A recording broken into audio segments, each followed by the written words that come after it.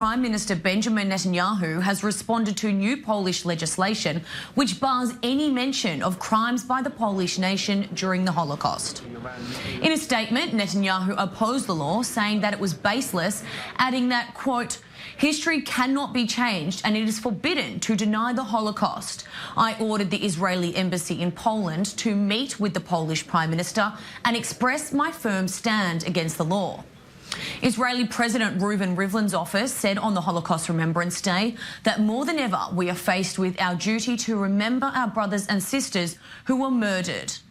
Earlier, the head of the Yesh Atid party, Yair Lapid, got into a feud on Twitter with the Polish embassy in Israel. "There were Polish death camps and no law can ever change that," Lapid wrote. However, the Polish embassy in Israel quickly responded, saying your unsupportable claims show how badly Holocaust education is needed, even here in Israel. Now, joining me on the phone to give us more information is our diplomatic correspondent, Ali Ockenberg. Ali, thank you for joining me. Now, things seem to be heating up between Israel and Poland. What can we expect to come out of this?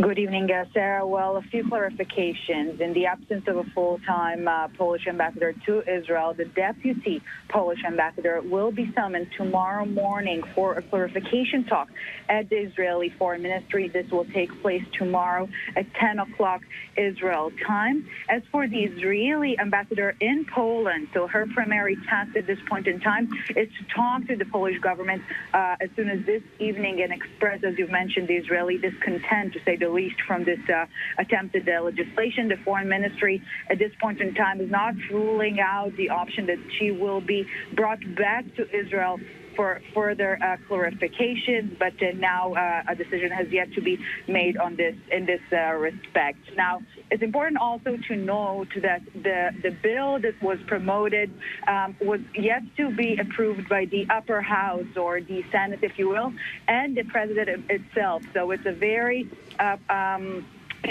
primary step of the legislation process there. And the main question is how aware were the Israeli representatives there of this attempted legislation. So from what we understand, the Israeli representation in Poland was aware of that, but there were different wording to this proposed legislation. And this is why we have not seen perhaps a more excessive intervention on behalf of Israel until now. But from now on, we are expected to see more pressure on behalf of Israel, let it be via the Jewish organizations there or others. So Israel is definitely stepping up its fight against this extremely contentious piece of legislation at a very sensitive timing, of course.